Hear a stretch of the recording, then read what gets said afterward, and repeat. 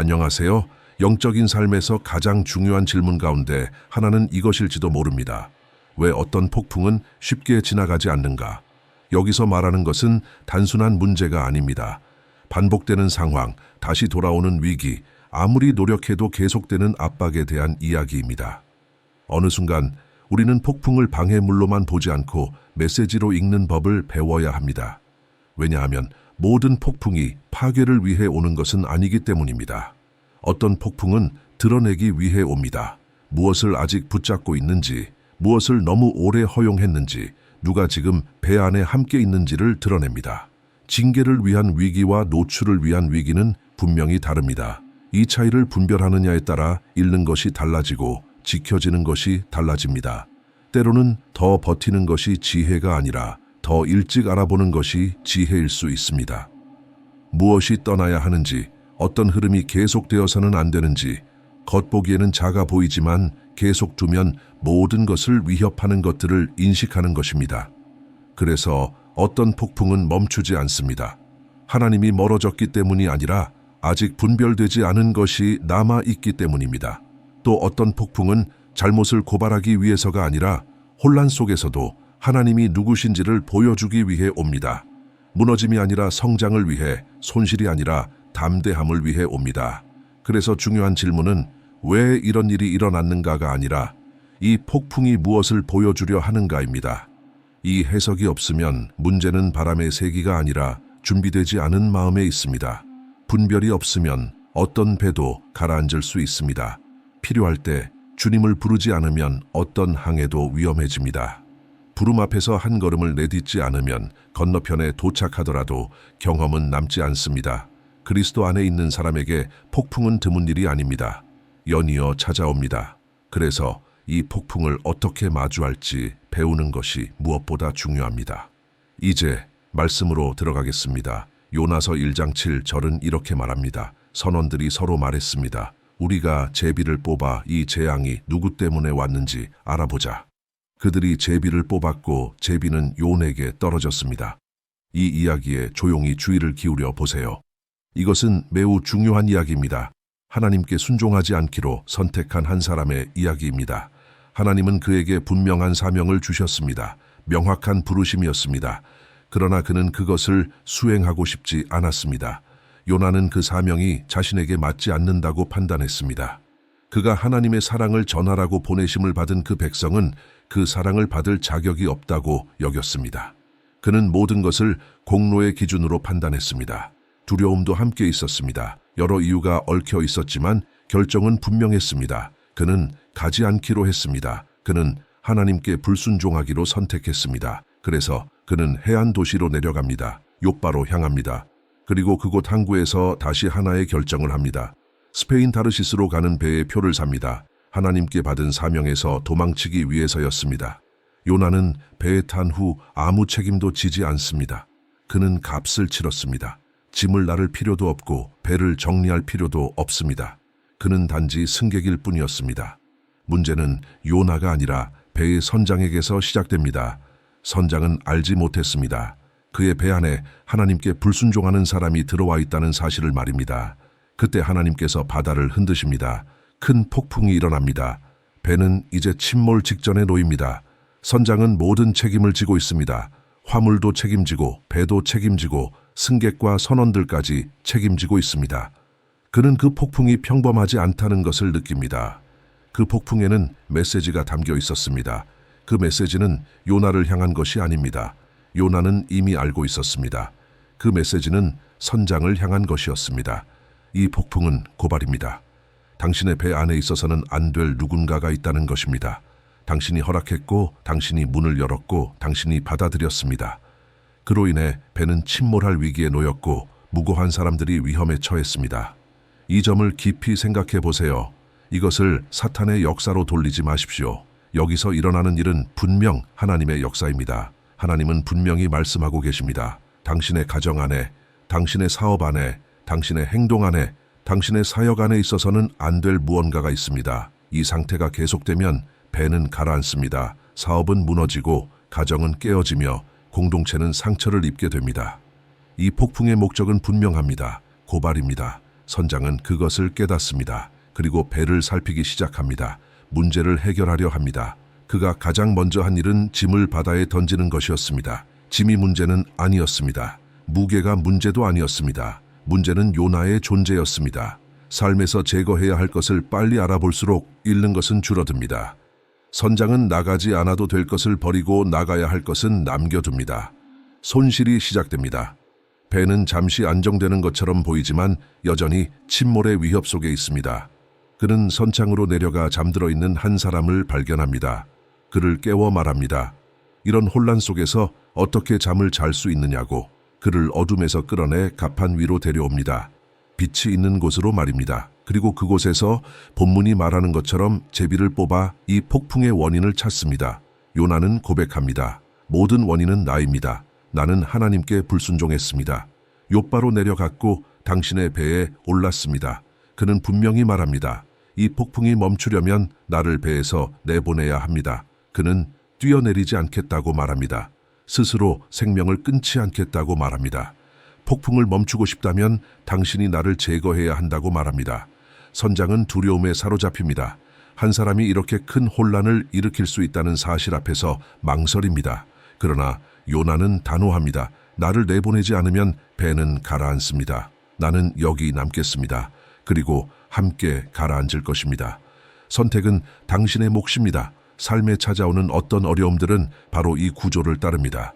그것은 단순한 고통이 아니라 고발을 위한 것입니다. 행동을 고발하고 사람을 고발하며 습관과 선택을 고발합니다. 그 사이 소중한 것들이 하나씩 사라집니다. 가정과 건강과 이름과 신뢰가 무너집니다. 배는 가벼워진 것처럼 보이지만 이미 너무 많은 것을 잃었습니다. 그리고 결국 가라앉는 것은 시간 문제입니다. 요나의 폭풍은 고발을 위해 매우 강하게 일어났습니다. 이제 당신에게 직접 말하고 싶습니다. 지금 당신이 겪고 있는 상황을 바라보며 이 일이 하나님께서 당신에게 무엇인가를 고발하시기 위한 것인지 조용히 살펴보아야 합니다. 어쩌면 하나님은 이렇게 말씀하고 계십니다. 그 관계를 제거하라. 그 습관을 제거하라. 그 방식을 제거하라. 그것들이 계속된다면 당신은 가라앉게 될 것이다. 선장은 극심한 두려움에 사로잡혀 있습니다. 그러나 어느 순간 결정을 내려야 할 때가 옵니다. 요나는 분명히 말합니다. 원인은 나다. 나를 내보내지 않으면 배는 가라앉는다. 두려움 속에서도 선장은 더 이상 피할 수 없음을 압니다. 그는 결단합니다. 요나를 배에서 내보냅니다.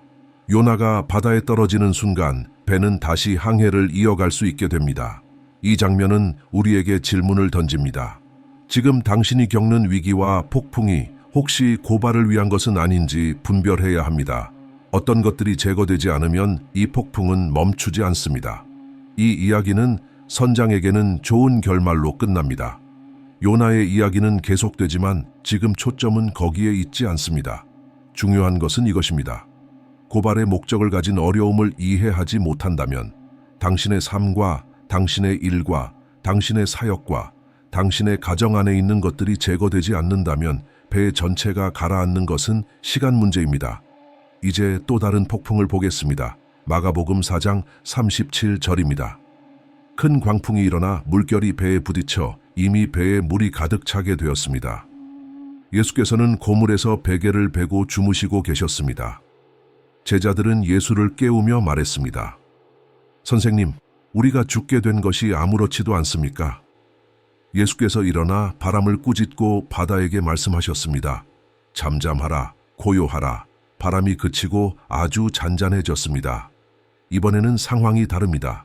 배 안에는 예수와 12제자가 함께 있습니다. 잘못된 것은 아무것도 없습니다. 불순종도 없습니다. 예수께서 먼저 말씀하셨습니다. 건너편으로 가자. 그들은 순종했습니다. 배에 올랐습니다. 예수는 배 앞쪽이 아니라 뒤쪽에 계십니다. 이는 방향은 주셨지만 여정 속의 반응은 제자들이 경험해야 함을 보여줍니다. 순종 가운데서도 폭풍은 일어납니다. 이번 폭풍은 고발을 위한 것이 아닙니다. 그들은 예수의 뜻 안에 있고 예수도 배 안에 계십니다. 그럼에도 불구하고 바람은 거세지고 물은 배 안으로 들어옵니다. 두려움이 생기고 불안이 커집니다. 이 폭풍의 목적은 무엇일까요? 제자들은 이해하지 못합니다. 죽을 것 같다고 느낍니다. 예수를 깨웁니다. 예수는 일어나 바람을 꾸짖고 바다를 잠잠케 하십니다.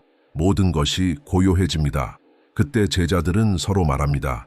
바람과 바다까지 순종하는 이가 도대체 누구인가? 이 폭풍은 교정을 위한 것이 아닙니다. 계시를 위한 것입니다. 배 안에 계신 분이 누구인지를 보여주기 위함입니다. 어떤 위기들은 파괴를 위해 오는 것이 아니라 당신과 함께 하시는 하나님이 누구신지를 보여주기 위해 옵니다. 다니엘의 이야기에서도 같은 구조를 볼 수 있습니다. 순종한 사람이 사자굴에 던져집니다. 다니엘은 권위에 불순종하지 않았습니다. 그는 감사의 기도를 드렸을 뿐입니다. 그 어려움은 그를 벌하기 위한 것이 아니라 하나님이 함께하심을 드러내기 위한 것이었습니다. 모든 폭풍이 교정은 아닙니다. 모든 어려움이 고발은 아닙니다. 그렇기 때문에 고통받는 사람을 대할 때 조심해야 합니다. 어떤 폭풍은 단지 배 안에 계신 분이 바람과 바다를 꾸짖을 수 있는 분임을 보여주기 위한 것입니다. 이것 또한 폭풍의 한 형태입니다. 그 목적은 바람과 바다가 순종하는 분이 누구인지 드러내는 것입니다. 이제 세 번째 폭풍을 보겠습니다. 마태복음 14장 24절입니다. 배가 이미 바다 가운데서 물결로 인해 고난을 당하고 있었는데 바람이 거슬러 불고 있었습니다. 밤사경에 예수께서 물 위로 걸어서 제자들에게 오셨습니다. 제자들은 그것을 보고 두려워하며 말했습니다. 유령이다. 그리고 무서워서 소리를 질렀습니다. 그러나 예수께서 곧 말씀하셨습니다. 안심하라, 나다. 두려워하지 말라. 베드로가 대답합니다. 주님, 만일 주님이시거든 물 위로 오라고 명령해 주십시오. 예수께서 말씀하셨습니다. 오라. 베드로는 배에서 내려 물 위를 걸어 예수께로 나아갔습니다. 이 장면을 조용히 바라보세요. 예수께서는 제자들을 보내시며 이렇게 말씀하셨습니다. 배에 올라 건너편으로 가라. 나는 나중에 너희를 만나겠다. 시간이 흐릅니다. 어둠이 깔립니다. 그러나 예수는 나타나지 않습니다. 바람은 거슬러 불고 물결은 배를 세차게 칩니다. 제자들은 다시 어려움 속에 놓입니다. 이번은 이전보다 더 힘듭니다. 본문을 자세히 보면 예수께서 제자들을 강권하셨다는 표현이 나옵니다. 이는 제자들이 그 배에 타고 싶지 않았다는 뜻입니다. 이전에는 예수께서 함께 배에 계셨습니다. 그러나 이번에는 다릅니다. 이번에는 예수께서 말씀하십니다. 너희가 먼저 가라. 나는 뒤따르겠다. 그들은 순종합니다. 배에 오릅니다. 밤은 깊어지고 바람은 계속 거셉니다. 물결은 멈추지 않습니다. 시간이 흘러도 예수는 보이지 않습니다. 마침내 네 번째 밤의 시간에 그들은 물 위로 다가오는 형체를 봅니다. 두려움이 몰려옵니다. 그들은 외칩니다. 유령이다. 공포가 퍼집니다. 그때 배 밖에서 한 음성이 들려옵니다. 안심하라. 나다. 익숙한 목소리입니다. 예수입니다. 누군가는 이렇게 생각했을지도 모릅니다. 오신다고는 했지만 물 위를 걸어오실 줄은 몰랐다. 두려움은 여전히 남아 있습니다. 그 순간 베드로가 말합니다. 주님, 만일 주님이시거든 물 위로 오라고 말씀해 주십시오. 이제 생각해 보세요. 이 폭풍은 무엇입니까? 이 반대의 환경은 무엇입니까? 그 목적은 무엇입니까? 배 안에는 12사람이 있습니다. 무엇이 일어나고 있는 것입니까? 이 환경은 배를 가라앉히기 위해 온 것이 아닙니다. 누군가가 반대 속에서도 담대해질 수 있는 가능성을 드러내기 위해 온 것입니다. 베드로의 담대함이 이 장면의 중심입니다. 어떤 어려움은 당신을 무너뜨리기 위해 오는 것이 아니라 담대함을 깨우기 위해 옵니다. 이스라엘에서 한 안내자와 나눈 대화가 떠오릅니다. 나는 늘 같은 안내자와 함께합니다. 그는 믿는 사람이 아닙니다. 그에게 이런 질문을 했습니다. 염소의 행동이 늘 문제였다면 왜 목자들은 염소를 양 곁에 두는가? 그의 대답은 이러했습니다. 염소의 존재는 양이 시도하지 않던 일을 시도하게 만든다. 염소는 대담합니다. 양이 오르지 않던 곳도 오릅니다. 어떤 역경은 당신 안의 담대함을 깨우기 위해 옵니다. 정체에서 벗어나게 하고 두려움에서 나오게 하며 하나님을 향해 움직이게 합니다. 이 폭풍은 배를 가라앉히지 않습니다. 여기서 일어난 일은 기회입니다. 12사람에게 주어진 기회입니다. 그러나 단 한 사람만 그 기회를 붙잡습니다. 베드로는 특별한 결정을 내릴 수 있었던 유일한 사람입니다. 그는 말합니다. 주님이 걷고 계시다면 나도 걷고 싶습니다. 주님이 하신다면 나도 하고 싶습니다. 그는 제자의 길을 이해하고 있습니다. 예수께서는 베드로를 막으실 수도 있었습니다. 무모하다고 하실 수도 있었습니다. 그러나 예수께서는 단 한마디만 하십니다. 오라. 베드로는 배에서 내려 물 위를 걸어 예수께로 갑니다. 이제 차이를 보십시오. 12 제자, 그리고 예수 13명입니다. 이후의 모습을 떠올려 보십시오. 12사람이 모여 말합니다. 우리는 2사람이 물 위를 걷는 것을 보았다. 그러나 그중 한 사람은 이렇게 말할 수 있습니다. 그 둘 중 하나가 바로 나였다. 정직하게 생각해 보세요. 그 순간 가장 안전한 곳은 배였습니다. 당신이라면 어디에 머물렀겠습니까? 우리는 종종 배에서 나오지 않으면서 비범한 삶을 원합니다. 모두와 같은 선택을 하며 다른 결과를 기대합니다. 그래서 질문이 남습니다. 제자들이 베드로가 배에서 나오는 것을 보았을 때 그들의 마음에는 무엇이 스쳤을까요? 존경이었을까요? 함께하고 싶은 마음이었을까요? 아니면 이런 생각이었을까요? 곧 가라앉을 거야. 베드로는 무모해. 괜히 나서는 거야. 당신에게 직접 말하겠습니다. 삶은 이렇게 흘러갑니다. 무대 위에 서든지, 보이지 않는 자리에서 일하든지, 배에서 나와 자신의 이야기를 살든지, 아니면 배 안에 머물며 다른 사람의 이야기를 전하든지, 선택은 당신의 몫입니다. 구원에는 문제가 없습니다. 당신은 하나님 나라에 이를 것입니다. 그러나 분명한 차이가 있습니다. 당신 자신의 이야기를 살아내느냐의 문제입니다. 폭풍이 올 때 이 질문을 던지십시오. 이 폭풍의 목적은 무엇인가? 이것은 고발의 폭풍인가? 그렇다면 요나는 어디에 있는가? 충동적으로 관계를 끊으라는 말이 아닙니다. 언약은 가볍지 않습니다. 결혼은 평생의 약속입니다.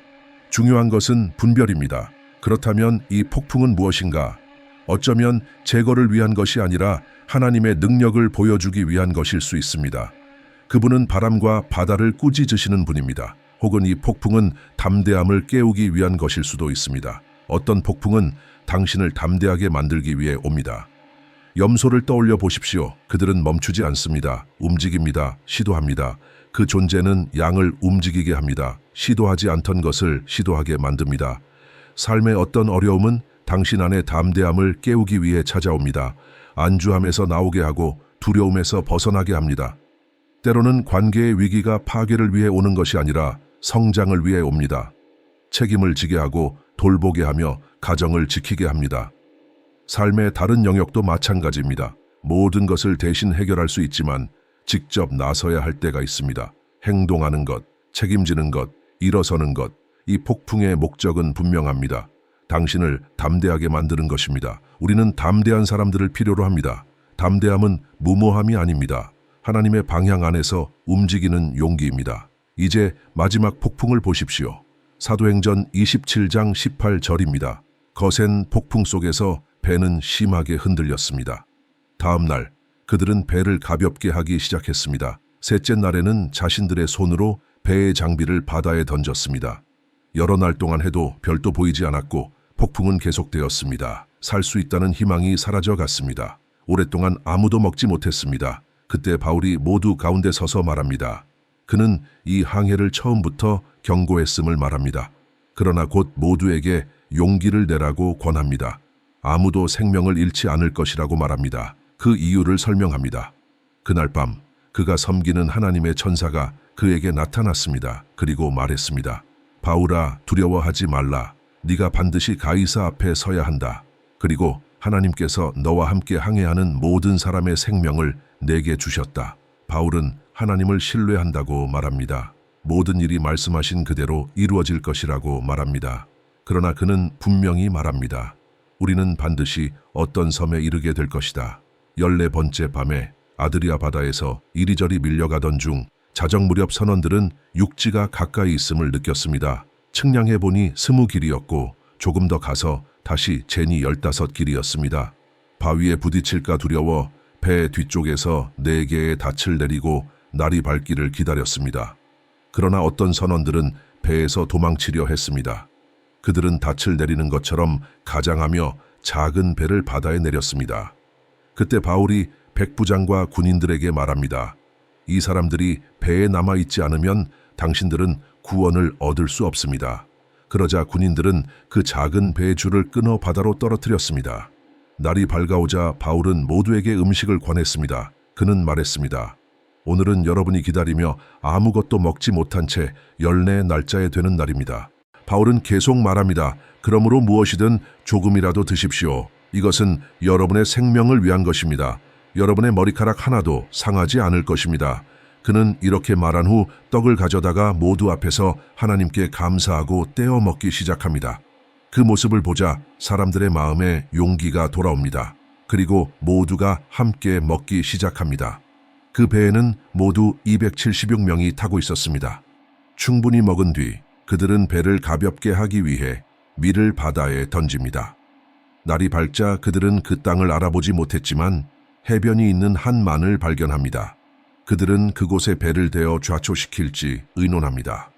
닻을 풀어 바다에 두고 키에 줄을 풀며 큰 돛을 바람에 올려 해변을 향해 나아갑니다.